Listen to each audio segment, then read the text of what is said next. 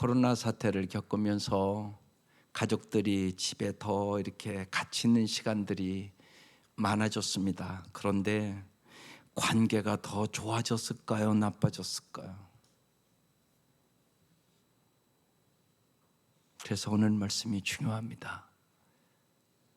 관계성을 유지하라. 관계가 문제보다 훨씬 더 중요하다. 가슴판에 꼭 새기고 가시기를 바랍니다. 우리의 고통의 대부분은 관계의 문제입니다.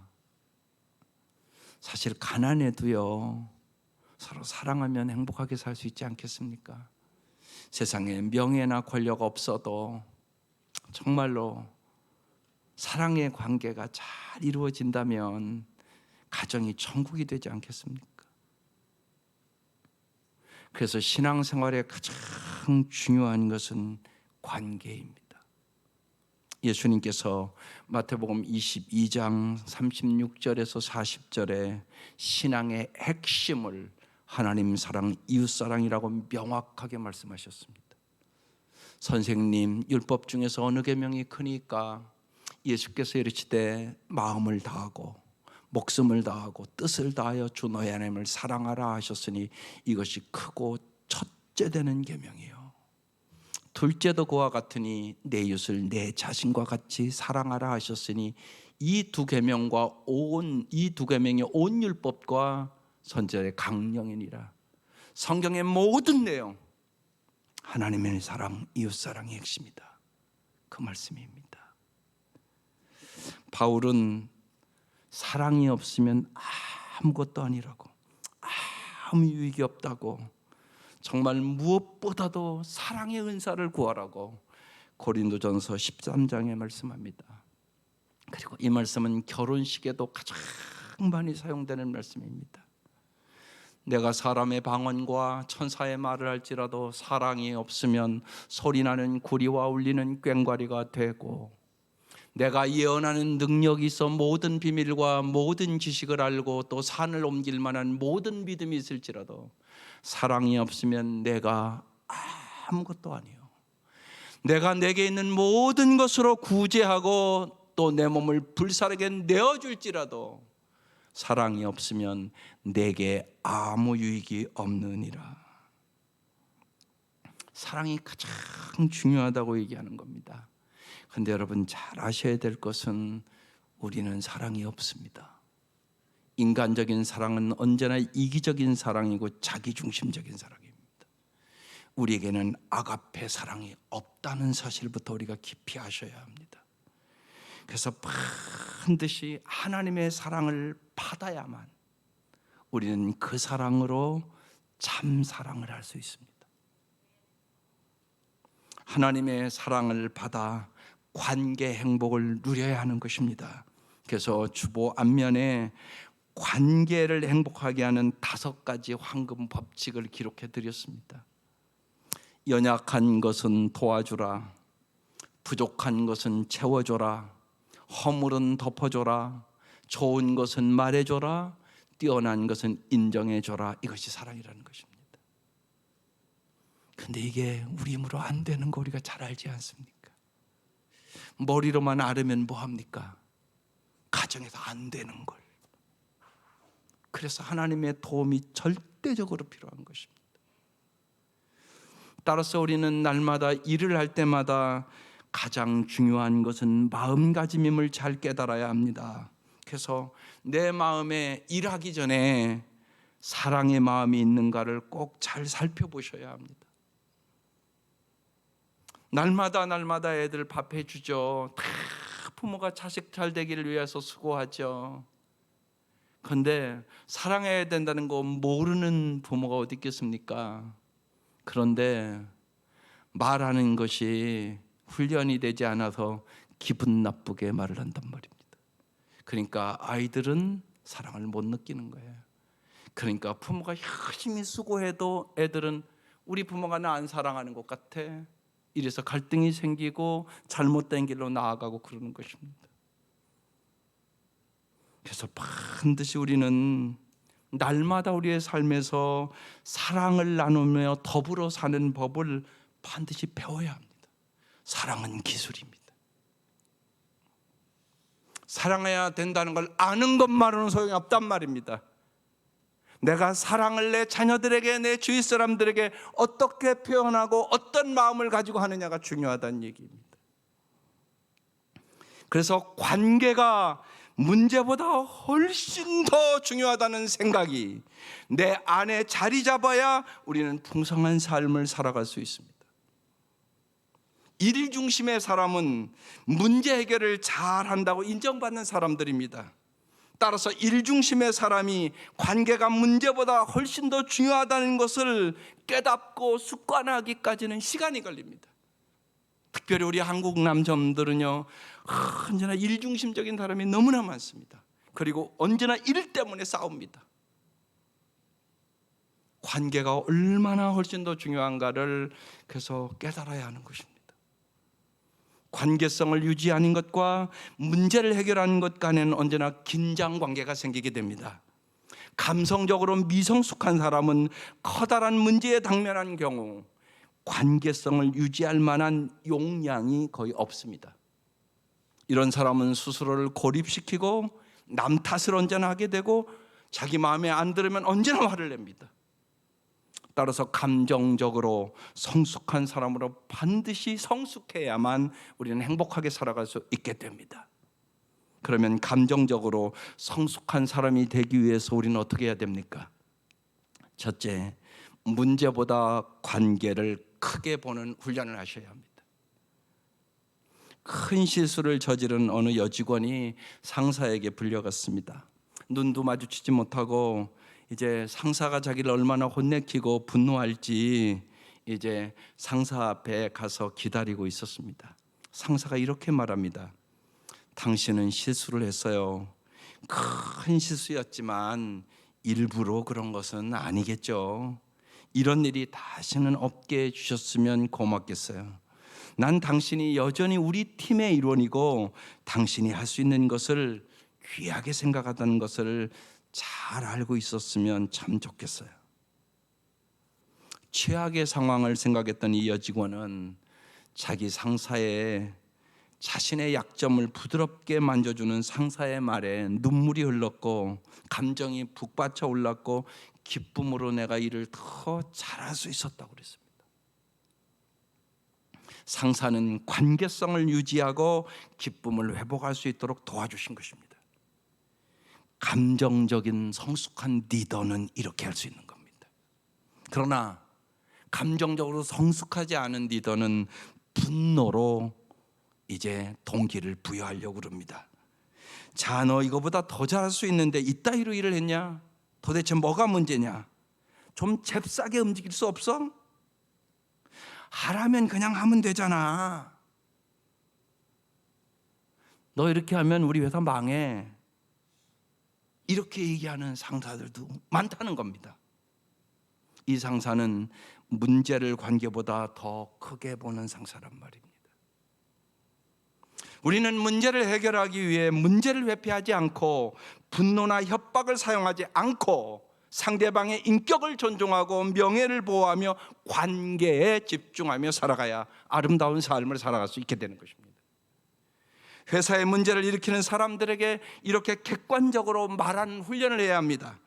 당신은 진짜 어떤 사람인지 내가 잘 알고 있어요. 당신은 열심히 일하는 사람이고 공손하며 사람 도와주는 것을 참 좋아하는 사람인 것 같아요. 나는 당신이 근본적으로 좋은 사람이고 문제를 일으키고 싶지 않는다는 것을 잘 알아요. 나는 그저 당신이 정말 당신답게 행동하기를 부탁합니다. 우리는 어려운 상황에서 관계성을 유지하고 관계를 문제보다 더 크게 보는 법을 반드시 배워야 합니다. 이게 예수님의 시각을 배우는 것입니다. 그러나 두려움의 지배를 받는 사람은 자기 주변의 세계를 해결해야 될 문제를 중심으로 바라보며 살아갑니다. 언제나 문제만 바라봅니다. 그러나 관계지향적이고 기쁨을 추구하는 사람은 삶에서 무엇이 좋은가? 그런 측면에서 세계를 바라볼 줄 알게 됩니다. 이 사람들은 감사하는 것에 뛰어나고 사랑받을 만하고 칭찬받을 만한 것에 언제나 마음이 고정되어 있습니다. 보는 시각이 다르다는 말씀입니다. 그래서 바울은 빌립보서 4장 8절에 아주 우리에게 구체적으로 말합니다. 마지막으로 형제자매 여러분, 무엇이든지 참된 것과 무엇이든지 경건한 것과 무엇이든지 옳은 것과 무엇이든지 순결한 것과 무엇이든 사랑스러운 것과 무엇이든지 명예로운 것과 또 덕이 되고 칭찬할 만한 것이면 이 모든 것을 생각하십시오. 여러분 언제나 잊지 마셔야 됩니다. 마귀는 여러분의 생각을 공격합니다. 생각이 병들면 그 인생은 병듭니다. 그래서 언제나 긍정적으로 생각하는 사람이 있고요, 똑같은 문제를 언제나 부정적으로 생각하는 사람이 있습니다. 여러분 어떤 사람이 행복하겠습니까? 하나님께서 언제나 우리가 어떻게 생각할 거를 말씀합니다. 그래서 성경도 보고 여러분 기도하는 것입니다. 대부분 우리의 문제들은 감정적으로 매우 버겁고 관계적으로 어려운 일들이 날마다 우리의 인생에 발생합니다. 따라서 우리는 관계를 문제보다 더 크게 보려고 의도적으로 의지적으로 최선을 다하며 기도해야 하시는 것입니다. 두 번째, 관계 회로가 꺼진 상태가 어떤 상태인지 언제나 늘 살펴보셔야 합니다. 관계 회로가 꺼진 사람은 절대로 행복할 수 없습니다. 그럼 꺼진 상태는 어떤 증상이 나타나냐? 첫째, 평소에 좋아했던 사람들과 함께 있고 싶지 않다. 부부가 아이고 나는 내 남편이랑 있는 게 너무 불편해. 그럼 이제 문제가 되는 거예요, 그 가정은. 둘째, 어떤 사람이든 문제든 그냥 없어져 버렸으면 좋겠다. 세 번째, 화나게 하는 것에 자동적으로 꽂힌다. 넷째, 공격적인 방식으로 사람들을 신문하고 판단하고 교정하려고 한다. 다섯째, 시선을 맞추고 싶지가 않다. 꼴도 보기 싫다 막 이런 얘기 하잖아요. 여섯째, 누군가 당신의 한 행동이나 말에 상처를 받았다면 그건 그 사람의 잘못이라고 언제나 남 탓을 한다. 이런 증상이 여러분에게 하나라도 있으면 내가 지금 관계에 문제가 있다 이렇게 생각하시면 됩니다. 관계성을 유지하고 우리답게 행동하며 기쁨을 회복하기 위해서는 관계 회로가 언제나 켜져 있어야 되는 것이에요. 그래서 저런 증상이 여러분 머릿속에 있으면 빨리 그걸 제거하셔야 되는 것이에요. 세 번째, 관계성을 유지하고 관계를 문제보다 더 크게 보려면 네 가지 관계성을 유지하는 습관을 형성해야 돼요. 여러분 언제나 잊지 마셔야 돼요. 생각이 변해야 행동이 변하고 행동이 변하여 습관이 변하고 습관이 변해야 그 사람의 운명이 변하는 거예요. 그래서 좋은 습관을 들여주는 것이 자녀들을 행복하게 하는 비결 중에 하나예요. 그런데 부모가 이 습관을 들여야 돼요. 네 가지 습관이에요. 첫 번째, 나는 궁금합니다. 이 습관이에요. 간단한 말이지만요 강력한 말입니다. 관계성을 유지할 수 있는 최고의 방법들 중 하나는 나는 궁금합니다라는 표현으로 문장을 시작하는 거예요. 여러분 생각해 보세요. 아이들이 공부를 안 할 때 공부하지 않는 이유가 궁금하다 이래야 된단 말이에요. 근데 부모는 너 왜 공부 안 해? 그러면서 공격을 한단 말이에요. 그래서 그 책망을 들면 아이가 야 공부를 내가 열심히 해야 되겠다 엄마한테 혼났으니까 그런가요?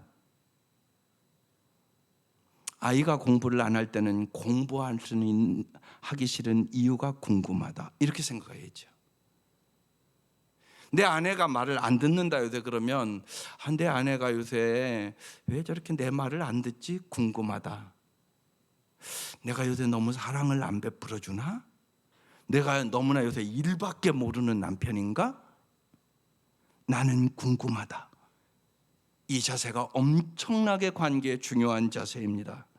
궁금증은 내가 관계적인 태도를 가지고 있다는 확실한 증거입니다. 그러나 관계적 회로가 꺼져 있으면 관계적으로 생각하지 않고 언제나 문제만 보게 됩니다. 당신은 방어적이고 문제에 집중하는 사람입니까?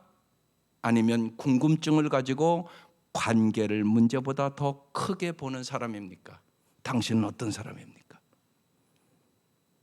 뭔가를 궁금해하는 것은 관계성을 유지하는 데 큰 도움이 됩니다. 예를 들어서 어느 회의에서 한 사람이 어떤 문제에 대해서 아주 씩씩거리면서 그것이 당신의 잘못이라고 아주 빼곡히 적어가지고 그 사람을 막 비난을 했습니다. 그러면 어떻게 반응해야 되겠습니까? 이렇게 반응을 했습니다. 여기까지 와서 이 모든 것을 말하기까지 정말 내가 생각해 보니까 당신이 엄청난 용기가 필요했던 것 같아요. 하지만 궁금합니다. 혹시 이 모든 것의 기저에 깔려 있는 무언가에 대하여 나와 얘기하고 싶은 것이 있겠죠. 차분하게 얘기를 해보시지요. 이렇게 대화를 했습니다. 방어하기보다 궁금증을 사용해서 지속적인 관계를 문제보다 우선시할 수 있고 감정의 성숙함을 나타낸 것입니다. 아담과 하와가 죄를 지은 후 하나님께서 에덴 동산에 나타나셔서 하나님의 궁금증을 표현합니다. 언제나 성경에 답이 있습니다. 창세기 3장에 여호와 하나님이 아담을 부르시며 그에게 말합니다. 내가 어디 있느냐? 이르되 내가 동상에서 하나님의 소리를 듣고 내가 벗었으므로 두려워하여 숨었나이다. 이렇게 대답합니다. 하나님이 누가 너의 벗었음을 내게 알렸느냐? 내가 내게 먹지 말라 명한 그 나무 열매를 내가 먹었느냐? 여러분 생각해 보세요. 하나님 다 알고 계시잖아요. 그런데 물어보시잖아요. 여러분도 좀 그래야 되지 않겠어요? 요새 왜 이렇게 공부가 안 돼? 이렇게 물어봐야 되잖아요. 근데 왜 공부하라고 막 그러냐고요. 자기도 옛날에 공부 안 해놓고. 그게 우리의 모습들이란 말이죠. 하나님은 질문하는 것이 그의 피조물이 죄를 지었음에도 하나님과 사랑의 관계를 유지하는 것임을 잘 알고 언제나 질문하세요. 이것이 하나님의 성품이세요. 함부로 무시하거나 절대 그러신 적이 없어요. 저는 요한계시록 3장 20절 말씀을 참 좋아해요. 왜요? 하나님께서 마음의 문을, 내가 문 밖에서 문을 두드린다고 얘기하잖아요. 내 인격을 그렇게 존중하는 거예요. 네가 문을 열면 내가 너한테 들어가서 먹고 마시고 함께 할게. 근데 네가 문을 열어주지 않으면 내가 들어갈 수가 없어. 하나님 전능하신 분이거든요. 그분이 우리에게 그렇게 인격적으로 말씀하세요. 그래서 이 하나님의 성품을 알면 하나님을 사랑할 수밖에 없는 거죠. 하나님은 거룩함 속에서도 자신의 사람들과 언제나 사랑의 관계적인 연합을 회복하고 즐기기를 원하시는 것이. 그래서 언제나 여러분 궁금증을 가지고 물어보세요. 두 번째는요, 우리가 관계를 잘 유지하고 관계가 문제보다 더 중요함을 깨닫는 두 번째 훈련이요, 나는 감사합니다예요. 모든 관계에 영향을 미치는 두 가지의 강력한 힘은 감사와 원망이에요. 감사는요, 사람들을 행복하게 하고 서로의 마음을 끌어오지만요, 원망은 서로 관계를 다 깨트리고 멀리하게 돼요. 원망하는 사람을 좋아하는 사람은 아무도 없어요. 진정한 감사는 우리 안에, 또 그 감사를 받는 사람 안에 있는 관계적 회로를 언제나 좋게 만들어요. 감사함은 우리가 스위치를 켜고 감사를 받은 사람의 회로를 켜주게 돼요. 이와는 달리 어떤 사람의 관계적인 회로를 차단하는 가장 빠른 방법이 원망하고 경멸하는 거예요. 그래서 가정의 달에 우리가 조금 더 깊이 나눌 거지만 관계를 망치는 네 가지 지름길이 있습니다. 하나가 비난이에요. 당신이 항상 그렇지 뭐 하는 게 모자라는 게 있어. 그 다음에가 방어예요. 그러는 당신은 모자라는데 그러고 싸우는 거예요. 세 번째는 경멸하는 거예요. 주제 파악이나 하시지. 몸은 뚱뚱해 갖고 막 이러면서 상대방을 경멸해요. 또 그 다음에 담쌓기를 해요. 그래 혼자 실컷 떠들어라 너. 이런 일들이 많은 가정에서 벌어져요. 이런 불행한 네 가지 관계의 해독제는요, 비난 대신 요청하는 것이고요, 방어 대신 인정해 주는 거고요, 경멸 대신 호감과 존중을 표현하는 것이고요, 담쌓기 대신 대화를 하는 법을 반드시 배워야 되는 거예요. 특별히 감사는요, 결혼 생활을 지탱하는 강한 힘뿐만이 아니라 어떤 관계에선 가장 강력한 힘이에요. 그래서 주님께서 범사에 감사라고 말씀하는 거예요.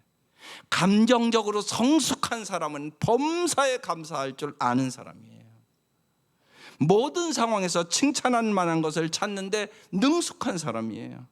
반면 재앙 같은 결혼 생활을 하는 부부는요, 한결같이 그 집에 들어가 보면 비난과 방어와 경멸과 담쌓기를 하고 살아요. 한결같아요, 그건요. 그래서 이것을 연구한 가트맨 박사는 한 사람이랑 3분만 딱 얘기를 해보면 저 사람의 부부 생활이 행복한가 아닌가 금방 안다고 그랬어요. 왜냐하면 네 가지가 딱 증상으로 나타난다는 거예요. 3분만 대화를 해보면. 감정적으로 미성숙한 사람에게는 칭찬보다요, 비난거리를 찾는 것이 더 익숙해져 있고요, 그 사람들은 감사할 줄을 몰라요. 오늘 이 아침 혹시나 우리 가정이 참 분위기가 아름답고 행복하지 않다면 잘 생각해 보세요. 우리는 정말 감사하고 살아가는가? 우리 부부는 감사를 잘 표현하고 살아가는가? 우리 아이들과 잘 언제나 감사를 얘기하고 살아가는가? 바울은 종말을 사는 사람들의 특징을 이렇게 우리에게 이미 말씀하고 있어요. 디모데후서 3장 1, 2절에 마지막 날에 많은 고난이 있다는 것을 기억하십시오. 그때는 사람들이 자기 자신과 돈만 사랑하며 뽐내고 교만하며 다른 사람들을 헐뜯고 부모에게 순종하지 않을 것입니다. 또한 감사하지 않고 하나님께서 원하시는 사람이 되려고도 하지 않을 것입니다. 이게 지금 우리의 사회에서 여러분 다 보고 있는 거 아닙니까? 감사하지 않는 사람은 부정적인 것을 양산해냅니다. 감사하지 않는 사람에게는 그 무엇을 줘도 기쁨을 얻지 못합니다. 당신이 감사할 때 당신이 보이는 관점의 대상은 꽃을 피우고 풍성함을 경험하게 됩니다. 꼭 감사함과 고마움을 여러분 잘 날마다 표현하고 사십시오. 좋은 관계 속에 당신은 존귀함과 행복함을 반드시 하나님께서 선물로 주시게 될 것입니다. 세 번째, 관계성을 유지하고 관계를 문제보다 더 크게 보려면 나는 친절합니다입니다. 이 친절함은 함께 나누는 기쁨이라고 정의가 됩니다. 친절함은 다른 사람을 위하여 기쁨을 만드시는 행위를 하는 겁니다. 친절함은 당신의 기쁨도 잘 자라게 합니다. 불행한 부부들은 서로 좋은 소식에 공감하는 능력이 없다는 겁니다. 예를 들어서 남편이 흥분해서 나 승진했어 라고 말하면 무관심한 태도로 시계를 보고 있거나 잘 됐네 뭐 이렇게 한마디로 그냥 대화를 끝내는 부부가 있다는 것입니다. 관계에 문제가 있는 거 아니겠습니까? 기쁨을 함께 나누는 것은 이 세상에서 존재하는 가장 강력한 관계적인 경험입니다. 기쁨은 항상 관계적이고 함께 나누면 나눌수록 배가 되고 다른 좋은 감정을 증폭시키게 됩니다. 관계적 이 기쁨이 부족하면 그 공허함을 채우기 위하여 다른 욕구를 갈구합니다. 그래서 중독자가 됩니다. 게임 중독, 술 중독, 포르노 중독 다 거기서 오는 것입니다. 바울은 그래서 우리에게 말합니다. 에베소 4장 32절 서로 친절하게 대하고 불쌍히 여기며 하나님이 그도 안에서 여러분을 용서하신 것 같이 서로 용서하십시오. 그래서 영적 훈련하는데 둘렛 훈련이라는 영성 훈련이 있습니다. 일주일 동안 내가 2시간 하나님 앞에 집중해야지. 하루에 30분씩이든 15분이든. 그래서 일주일에 30분이면 내가 4번 정도는 주님 앞에 집중을 해야지. 이게 둘. 넷은 내가 일주일에 4시간 정도는 꼭 친절한 행동을 해야지. 집안을 청소해 준다든가, 뭐 세차를 한다든가, 또 아내의 말을 내가 잘 좀 경청해야지, 경청한다든가, 또 선물을 잘 사다가 준다든가, 또한 어떤 일들을 양보한다든가, 또한 친절한 말을 한다든가. 요즘 어떻게 지내세요? 이 코로나 사태 속에서. 이런 친절을 해봤더니 관계가 엄청나게 좋아지고 행복해지더라고요. 여러분, 서로 친절하게 해야 될 것이 무엇인가? 여러분, 가정에서부터 시작하시기를 바랍니다. 마지막 하나 더, 나는 봉투 대화, 더 쉬운 게 샌드위치 대화를 해야 합니다. 이건 무슨 얘기냐면, 언제나 서로 대화할 때 인생은 언제나 문제가 있단 말이에요. 그런데 관계의 중요성으로 시작을 해서 문제를 얘기한 후에 마지막으로 문제가 해결되면 관계가 더 강해지기를 소망하는 마음으로 말하는 것을 얘기하는 거예요. 더 쉽게, 우리가 샌드위치 먹으려면 빵 2개 굽잖아요. 그리고 그 가운데다 고기도 넣고 야채도 넣고, 그래서 샌드위치를 딱 만들어야 맛있잖아요. 마찬가지로 이제 내가 저 사람 저거 잘못한 걸 좀 얘기해야 되는데, 그럴 때는 먼저 칭찬을 2개 준비해야 되는 거예요. 빵 2개 준비하듯이. 그리고 그 충고는 고기 넣듯이 그 안에다가 딱 넣어서 말하는 거예요. 예를 들면 목장에서 목장을 하다 보면 다 목자들이 경험하는 거예요. 그 중에서 어떤 사람은 말을 너무 많이 하는 사람이 꼭 있어요. 그러면 그 사람이 시간을 너무 많이 얘기하기 때문에 다른 사람들이 얘기를 못할 수가 있어요. 그러면 그것을 얘기해 줘야 되는데 얘기하는 게 참 곤란하잖아요.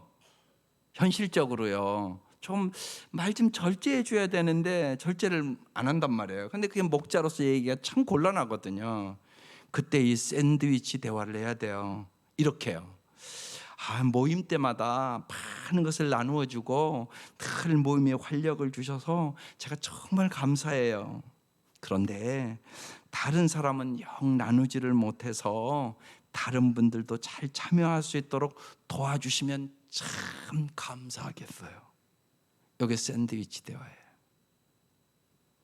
샌드위치 대화를 하면 기분 나쁘지 않게 잘 관계가 좋아질 수 있어요. 관계가 건강할 때는요, 문제가 생기면 그것을 직면하고 가장 생산적이고 가장 덜 해로운 방식으로 해결할 수 있는 능력이 생기는 겁니다. 우리는 훈련을 통하여 사람을 향한 더 깊은 애정을 갖고 관계를 문제보다 더 크게 유지하는 방식으로 언제나 갈등을 다룰 수 있는 능력을 길러가야 되는 거예요. 여러분, 인생은 다 갈등이 있어요. 날마다 갈등이 있어요.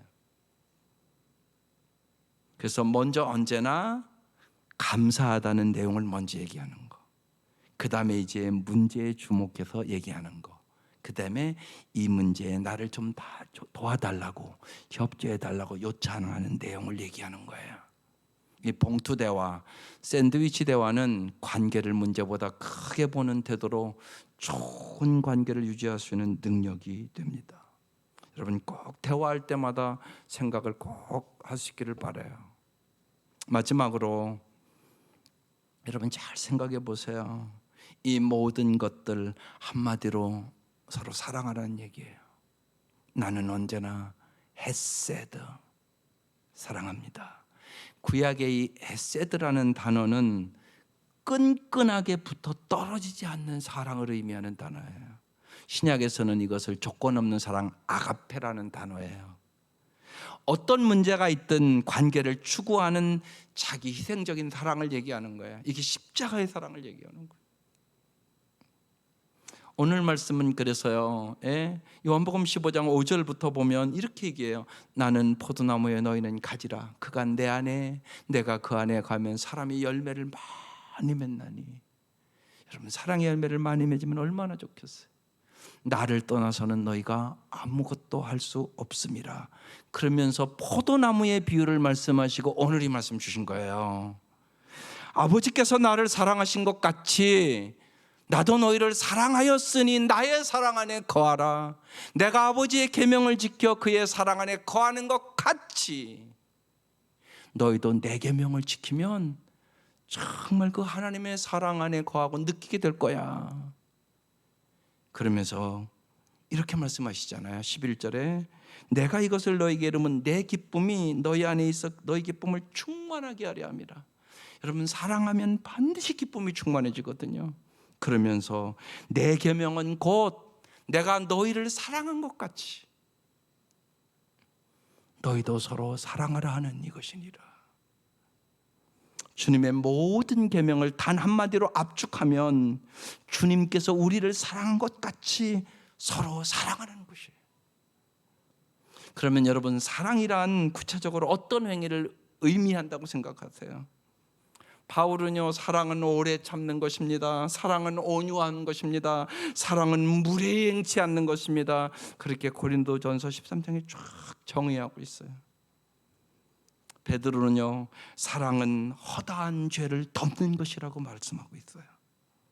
예수님은 나는 포도나무에 너희는 가지다, 포도나무의 비유를 말씀하시면서 사랑을 지금 말씀하고 있어요. 그럼 여러분, 나뭇가지의 사랑이라는 게 뭡니까? 나뭇가지는 어떻게 사랑하나요? 여러분, 오늘 예배드리고 이렇게 나가보세요. 나가서 이렇게 나뭇가지를 이렇게 잘 살펴보시라고요. 나뭇가지는 어떻게 사랑할까요? 나뭇가지는요, 점점 자라나 키가 자라는 것을 보면 언제나 먼저 나온 가지는 가장 밑자리에 있어요. 그 다음 나온 자리가 그 위에 있고요, 그 다음 나온 새싹이 그 위에 있어요. 따라서 나무의 가장 윗자리는 언제나 가장 강하고 오래된 가지가 있는 것이 아니라 가장 나중되고 가장 연약한 가지가 차지하고 있어요. 그래서 참 예뻐요. 봄이 되면은요, 이렇게 가서 보시라고요. 맨 위에 있는 가지가 제일 연약한 가지예요. 그런데 그 새싹이 얼마나 예쁜가 몰라요. 이게 나뭇가지의 사랑이에요. 가장 나중되고 가장 연약한 가지가 가장 위를 차지하고 있어요. 그래서 나무는 아무리 키가 커도요, 균형과 안정을 유지할 수 있어요. 그렇다면 이 나뭇가지에서 사랑이란 구체적으로 주님 뭐라고 말씀하고 있는 겁니까?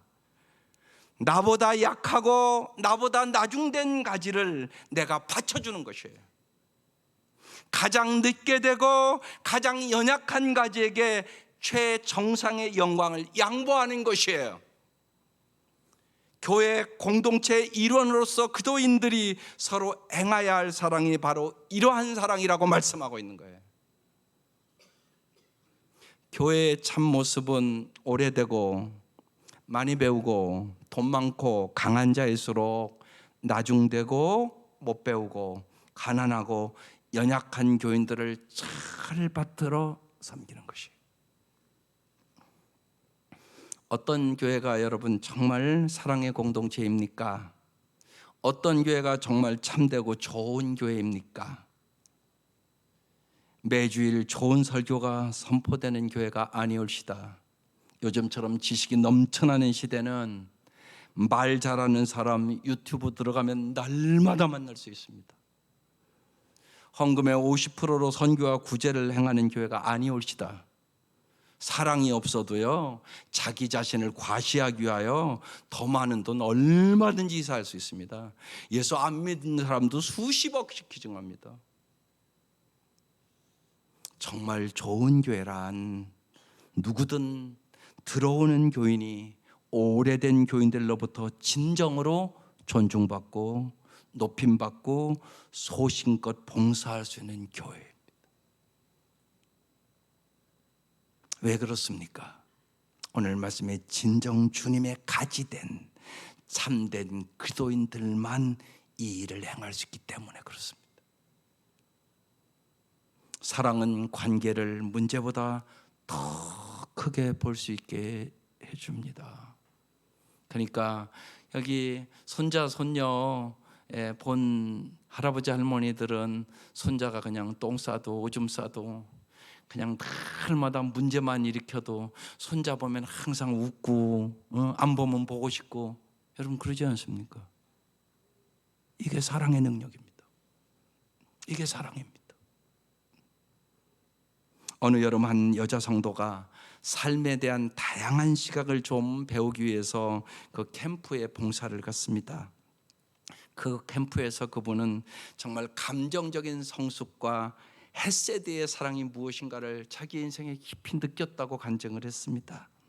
그 여자가 그 캠프장에서 첫 번째로 시선을 끈 사람은 그곳에서 식사하러 캠프장에 있는 사람들을 데리고 갈 때 한 나이 든 여성이 있었는데, 쭉 줄을 서고 이제 그렇게 아주 잘 규칙을 지키는데, 그 나이 든 여성은 어르신들을 밀치고 그러면 안 된다고 아무리 얘기해도 안 들리는지 말을 안 듣고 새치기를 하고 음식을 달라고 요구하고, 음식을 이렇게 주면 같이 이렇게 함께 먹어야 되는데 얼른 다른 사람이 먹기 전에 다 먹어치우고, 식사 시간대마다 이런 일이 벌어졌습니다.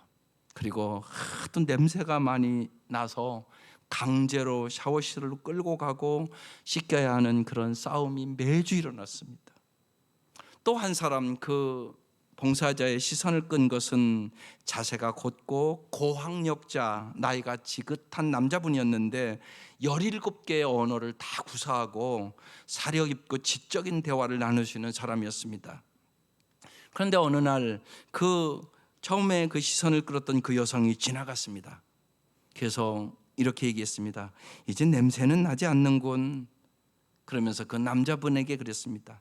저 사람이 얼마나 캠프 안에서 골칫거리고 일주일 내내 사람들에게 어떤 피해를 주는지 그 남자분에게 불평하면서 얘기를 했습니다. 그때 그 남자가 조용히 이렇게 말했습니다. 저 사람은 제 아내입니다. 그 여인이 너무나 민망했고 너무나 놀라서 말문이 막혔다고 그랬습니다. 그 남자분은 이렇게 이야기를 했습니다. 우리는 둘 다 나치 유대인 수용소에 갇혔죠.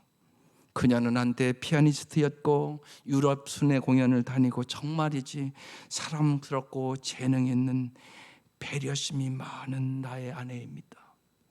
그녀가 있었던 수용소에서 마취도 하지 않고 뇌를 한 조각 한 조각씩 잘라냈습니다. 나는 아우슈비츠에 있었습니다. 전쟁이 끝난 후 내가 내 아내를 찾았을 때 그는 지금의 저런 상태가 됐습니다. 사람들은 내가 그녀를 요양원에 보내야 한다고 말하지요. 하지만 나는 절대로 그럴 수가 없습니다. 나는 그녀의 삶을 기억하거든요. 그녀는 30년이 넘는 동안 아무런 호전도 보이고 있지 않습니다. 아직도 그 수용소에서 가스를 마시고 죽어가는 유대인들을 생각하고 배급을 위하여 줄을 서야 했던 것을 생각하고 공포에 떨던 모습을 지금도 생각하고 살아갑니다. 그러나 남편은 헤세드, 오래 참고 끈끈하게 떨어지지 않는 사랑으로 그녀를 사랑한다고 말했습니다.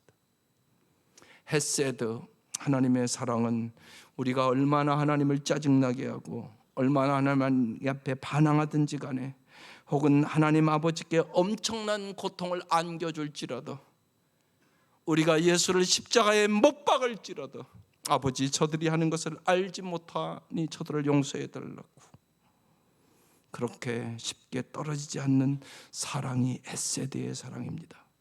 하나님은 우리를 헤세드의 사랑으로 사랑합니다.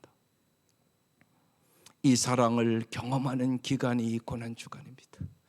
주님의 사랑의 높이와 깊이와 넓이와 길이가 어떠한 것을 우리는 진실로 이 고난주간에 깨달아야만 우리는 정말로 예수님만으로 행복할 수 있습니다. 우리의 삶이 달라지게 되어 있습니다. 이런 사랑은 관계를 문제보다 더 크게 언제나 볼 수 있게 해줍니다. 헤세드의 사랑은 우리 중 가장 감정적으로 성숙한 사람에게만 찾을 수 있는 희생적인 사랑의 깊이이기 때문에 그렇습니다. 따라서 우리는 하나님과의 관계를 최우선시하며 성령으로 말미암아 하나님의 사랑으로 반드시 부음받아야 합니다. 그렇지 않으면 우리는 언제나 이기적이고 자기중심적이고 평생을 그렇게 살아갈 수 있습니다. 그래서 로마서 5장 5절이 유명한 말씀입니다. 이 희망은 우리를 실망시키지 않습니다. 하나님께서 우리에게 주신 성령을 통하여 그의 사랑을 우리의 마음속에 부어주셨기 때문입니다. 우리는 어떤 문제나 어려움 속에서도 언제나 하나님의 임재하심을 사모하셔야 합니다. 하나님께 모든 것에 대하여 기도하고 모든 염려를 주님 앞에 맡기셔야 합니다. 하나님은 하나님과의 사랑의 관계를 우리가 당면한 문제보다 언제나 더 크게 보기를 원하시기 때문에 그렇습니다. 하나님은 언제나 한결같이 해결해야 하는 문제를 사랑의 관계로 생각하십니다. 사랑하는 성도 여러분, 정말로 관계가 문제보다 훨씬 더 중요하다는 사실을 마음속에 꼭 새길 수 있기를 바랍니다.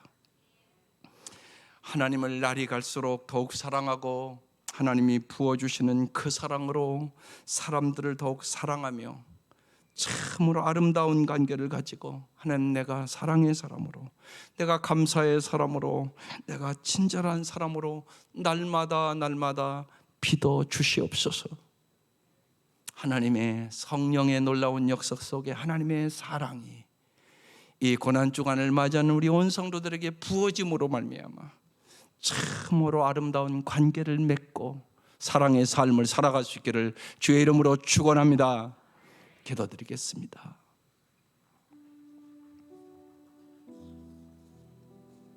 이 시간 1분 동안 주신 말씀을 마음판에 다시 새기고 여러분 하나님 앞에 개인적으로 기도하는 시간이에요. 정말 관계가 문제보다 훨씬 중요함을 내 가슴으로 알게 해달라고 기도하세요.